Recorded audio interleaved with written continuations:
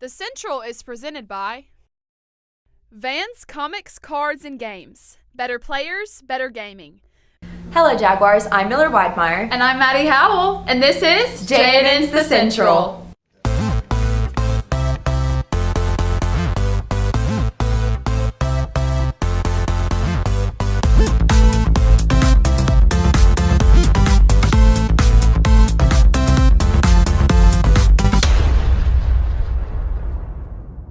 And now for our top school headline. Today was the last day of school for the class of 2019 seniors. Class day was held this morning at 9 a.m. Good luck to all of our seniors on their future endeavors. And now for our top news headline. The Marvel Cinematic Universe recently released its final film in the Avengers franchise, grossing over $1.2 billion on opening weekend. The film received a 96% rating on Rotten Tomatoes and is on track to be the highest grossing movie of all time. Exciting fans all over the world, Avengers Endgame has been a riveting success. Now let's go to Miller for your weather forecast. In today's weather, there will be slight thunderstorms with a high of 82 and a low of 64. The rain will continue into tomorrow with a high of 77 and a low of 63. Scattered thunderstorms and high temperatures will also continue into Sunday and Monday. That's your weather forecast. Now let's go to Maddie with a sports update. Thanks, Miller. The Madison Central tennis team won their state championship tournament this past weekend at Parham Bridges. Congratulations to our tennis Jags on all of their hard work. Thanks, Maddie. The Madison Central parking lot has been a hot topic of debate for months now. Here's J&N's Kelsey Mayhan with more on the issue. Before class ever begins, the school day starts in the Madison Central parking lot, where students gather to hang out, listen to music, and, well, park. Currently, the parking lot is riddled with potholes, cracks, and puddles. We got some students' opinions on the matter. I thought the parking lot was below par. My new parking spot that I have is like in a divot. It goes really far down, and sometimes it scrapes my car when I'm pulling out.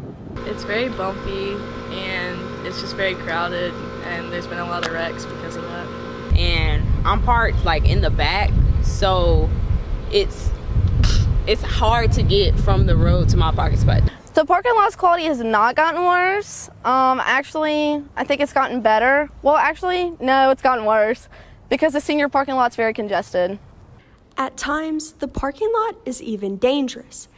Many students have tripped and fallen due to the holes, and some have even reported mild damage to their vehicles. The condition of the parking lot does make it difficult to park and to pull out. The spaces are so small, and really nobody can park, so it's difficult to know if you're going to be able to pull in or not. The parking spot that I'm at, if I back out wrong, I'm going to hit a car. The parking lot certainly should be a lot better than it is because there's a lot of potholes, and with a lot of new drivers that are trying to avoid the potholes, they might miss a person or car and hit them, and that would be highly unfortunate. We asked students what improvements they think should be made. If they can't level it, I feel like filling in potholes would be a great improvement. I think it needs to be more spread out so the parking spots aren't as close together and just repaved. Or widen the parking spaces. They need to repave a lot. It's holes and dips and stuff around. A hub of activity. The Madison Central parking lot is the first impression our school gives off. It should be well maintained and represent our standards for excellence. This has been Kelsey Mayhan with J&N. Thanks, Miller. Madison Central recently held Dramafest, showcasing the hard work of the theater students. Here's J&N's Mark Troyer with more on the event. This past Thursday, students were acting, singing, and dancing at Madison Central's yearly show, Dramafest. Led by the theater teacher, Miss Nix, Dramafest showcases students' talents and what they've learned throughout the school year. The performers of the show are thespians and the theater production students. It takes time, hard work, and dedication to make something magical for the audience to enjoy. Well, Dramafest is where all of the theater classes, Theater 2 and theater production classes put on a one-act play, and I think we're inviting our Rosa Radiance kids to do a one-act as well. And we also have people singing duets, solos, and everything, and it's just a night where we can showcase a lot of the talent, specifically in theater at our school. Well, I will be performing You're the Top from Anything Goes with my friend Hannah Brady, and we've been working on that song since before Christmas. And I will be playing Judge Wise Old Man in our fairy tale court case, which is the trial of the Big Bad Wolf. And we've been working on that all semester. As thespian president, I organize the meetings and different things that we can do in the community involving theater, like helping out at the community theater, going to see shows, and also getting to be a part of Dramafest and really advocating for the arts in our school. Well, for prep for the song, I learned the song, learned the words and all the notes, and we did a little blocking and choreography with it. And for the play, I had to read the script a lot of times to learn all of my lines that are in sort of odd places, and it took a lot of work, but I'm very proud of where I am. Apart from the variety of performances the thespians gave, the theater production classes performed one-act plays. All of them were very memorable. With the amount of talent and creativity shown at Dramafest, there were no dull moments. Thanks to the students' hard work and dedication, it is no surprise to anyone that it was a huge success. This has been Mark Troyer with JNN. Thanks, Maddie. As we know, April is dedicated to autism awareness. JNN's Carter Slater has more on the topic. Autism is a very important issue. So important, in fact, there's an entire day dedicated to bringing awareness to it. But how much do you know about it?